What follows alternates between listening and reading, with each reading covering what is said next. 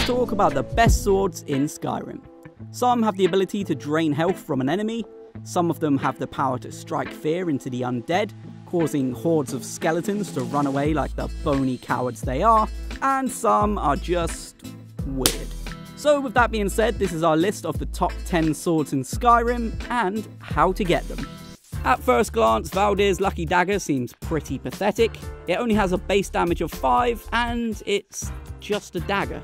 I mean, why aren't we kicking things off with a strong ebony sword? I'll tell you why. Under the right circumstances, this small dagger is a beast. If you're running a thief stealth build, you'll be one-shotting almost anything in Skyrim with it. On the sneak skill tree, you can unlock backstab at level 30. This will give one-handed attacks 6 times damage when sneaking. Pair that with the assassin's blade perk at level 50 to give daggers an additional 15 times its damage output. And you can already start to see why this dagger made the list. And obviously leveling up your one-handed skill will give this an even greater outcome. So if you're looking for a speedy and glitchy boost to your sneak and one-handed skills, I'll pin a link to our fast leveling glitch video in the comments. On top of all of this, any armor with a one-handed enchantment will obviously up the damage considerably, and you can also throw on a potent poison to give you the edge for any particularly hard fight. But why Valdez Lucky Dagger? Why not any dagger? Because, my friends, the Lucky Dagger comes with a 25% chance to do critical hits. That's a 1 in 4 chance that hits are going to multiply everything we just talked about and do insane damage. To get the dagger, simply head to Moss Mother Cavern, southwest of Whiterun, or north of Falkreath, and you'll come across Valdez. He'll ask you to help him with a potion or restoration spell, so have one of those ready. Once you've healed him, he'll ask you to clear out the cave. The cave has a Spriggan, 2 Spriggan matrons, and a bear inside. Destroy them and get the dagger. A fun side note here is that there is some good loot in this cave, from potions, soul gems, 300 to 350 gold, an ebony ingot, and then underwater you'll find an elven shield and a steel greatsword, so make sure that you have space.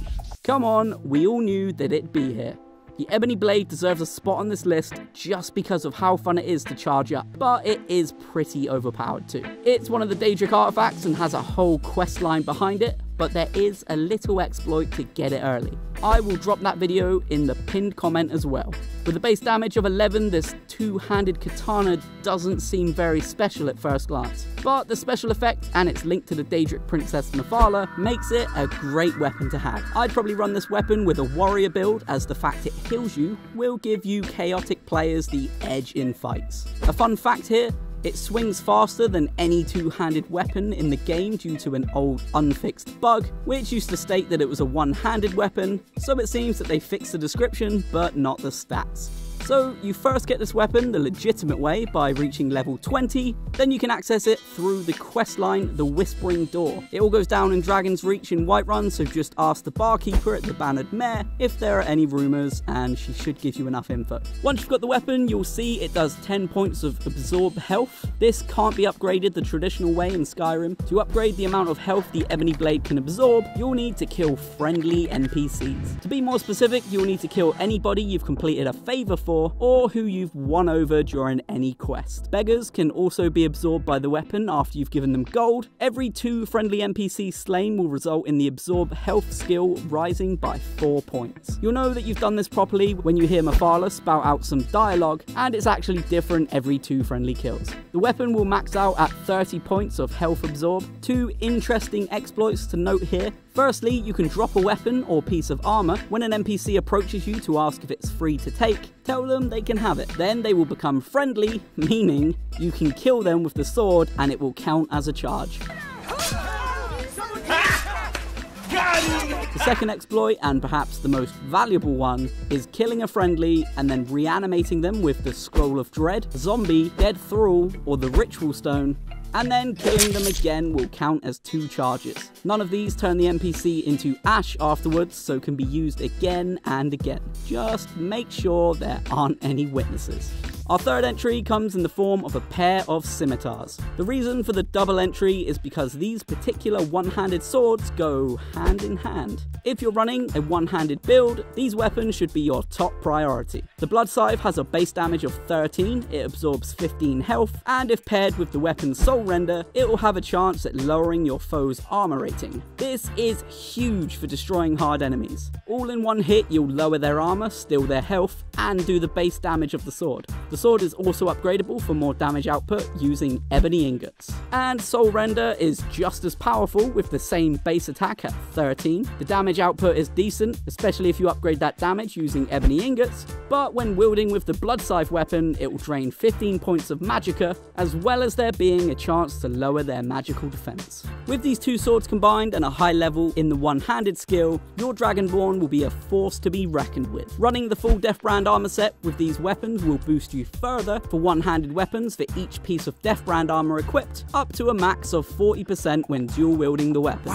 as well as giving an armor boost to make up for the lack of shield. Speaking of Skyrim armor, if you're interested in knowing what some of the best armor sets are, I'll include a link to our video in the pinned comments. So to get these weapons, you'll need to reach level 36 so that you can start the quest Deathbrand. Fortunately, you'll receive both weapons and Deathbrand armor for completing this side quest. What a convenient way to become overpowered.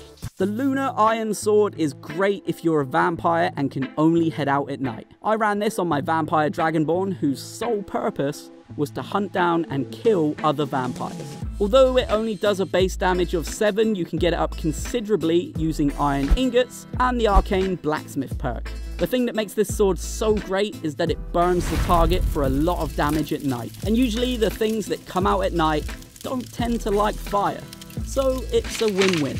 You can get this weapon from the Silent Moon's camp near the Lunar Forge, but there is a trick when acquiring this weapon. The magnitude of the enchantment is based on the level of your Dragonborn when they obtain the weapon. For example, if you get the weapon when you're level 1 to 3, the sword will do 10 points of fire damage at night. If you're level 4 to 5, it will do 15 points of fire damage, but if you're level 6 or higher, it will do the full 20 points of fire damage. So obviously set out to get the sword once you're at least level 6. If you're not into swords and prefer another type of weapon, you can actually disenchant the Lunar Iron Sword and apply it to another weapon entirely.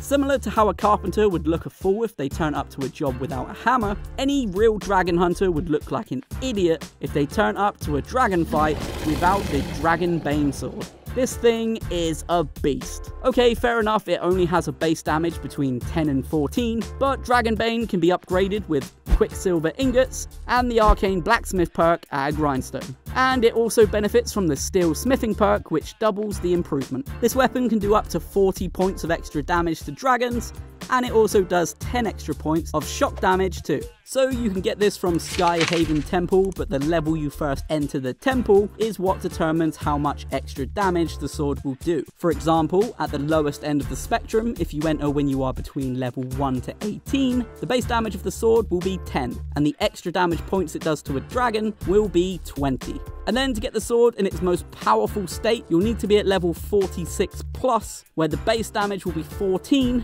and it will do an extra 40 points of damage to dragons. Take that, Alduin. Another incredible sword for a vampire, Harkon's Sword is one of the most powerful enchantments in all of Skyrim. It only has a base damage of 8, but don't let that fool you. This weapon will become one of your main swords through the late game.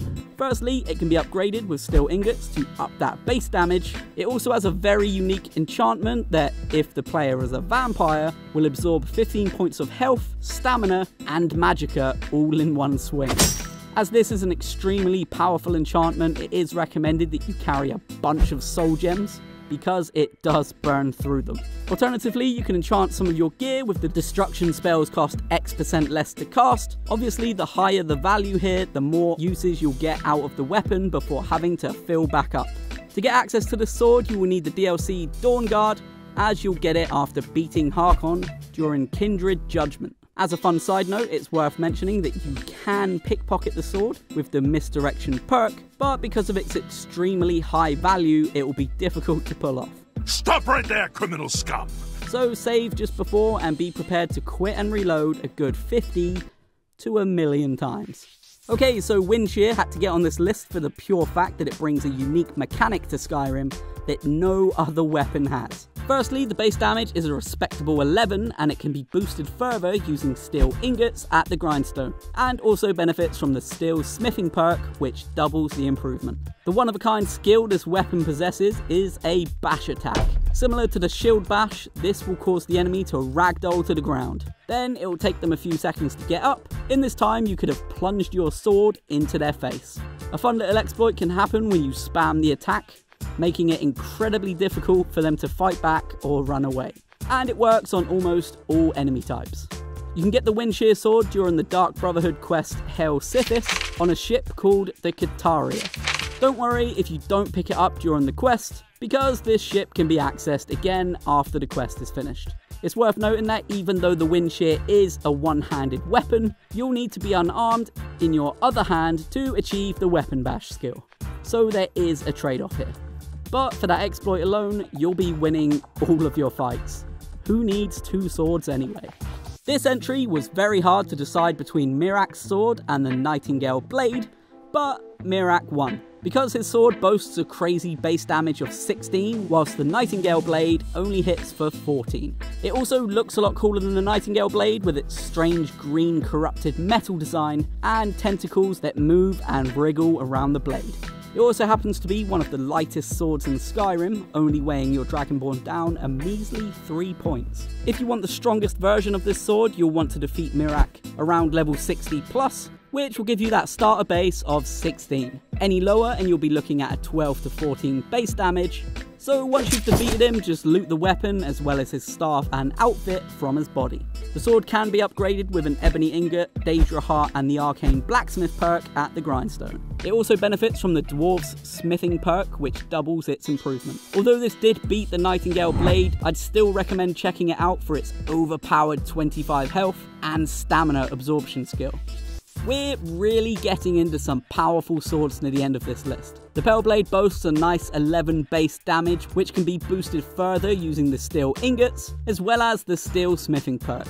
For the most powerful version of this sword, you'll need to acquire it at level 27 plus, but trust me, it's worth it. Not only does this beast of a weapon cause creatures and people up to level 16 to flee from combat, perfect for a lovely backstab, but the target also takes 25 points of frost damage to their health and 50 points of stamina damage, meaning they'll likely not get very far when they're trying to run away. This sword is one-handed, so could be paired very nicely with a lot of weapons in this list, but before you start giving enemies that icy cold reception, you're going to need to acquire it first, which isn't as easy as picking it up. Okay, so technically you do initially pick it up from a dead body after it's been killed by the Pale Lady in Frostmere Crypt, but you'll have to place the Pale Blade on the pedestal nearby to appease the Pale Lady, then lovely stuff, she'll leave. But you want that sword, but now picking it up will cause the Pale Lady to reappear. Meaning, in true Skyrim fashion, in order to keep the thing, you must defeat the person it belongs to. Now go and kick her ass. What is not to like about the Daedric Sword? They do a hefty 14 base damage straight out of the gate, they sell for a decent 1200 gold, and you can upgrade them through smithing and enchanting. There's two reasons this sword made it to the top of this list: the versatility when upgrading, and just how badass they look. Who in their right mind would try attacking you if you're holding a serrated, pointy blade of death with unlimited magic potential? Interestingly, the conjuration spell Bound Sword summons an ethereal version of the Daedric Sword. However, this version is notably weaker unless the perk Mystic Binding has been acquired, which will increase the base damage to that of an actual Daedric Sword. So running a Daedric Sword in one hand and a ghostly version of it in the other wouldn't only be incredibly badass, but it'll also be a very viable way to take down tougher enemies. As for acquiring the Daedric Sword, unenchanted versions of it will start appearing throughout Skyrim at level 46, however they have a small chance to appear around level 30 as well. They'll also start popping up in enchanted form around level 47. When you do reach a high enough level for the Daedric Sword to begin spawning in your game, you could follow our Skyforge chest glitch, which gives you access to everything the Skyforge sells for free, an unlimited amount of times. And you'll likely find one or two of them in there. Again, I'll link that video in the pinned comments. So that is it for the best swords in Skyrim, so let me know in the comments what your favourite weapon is and why you think it's better than my choices. Just be ready for me to tell you why you're wrong. Don't forget to drop a sub for more content like this, and thanks for watching.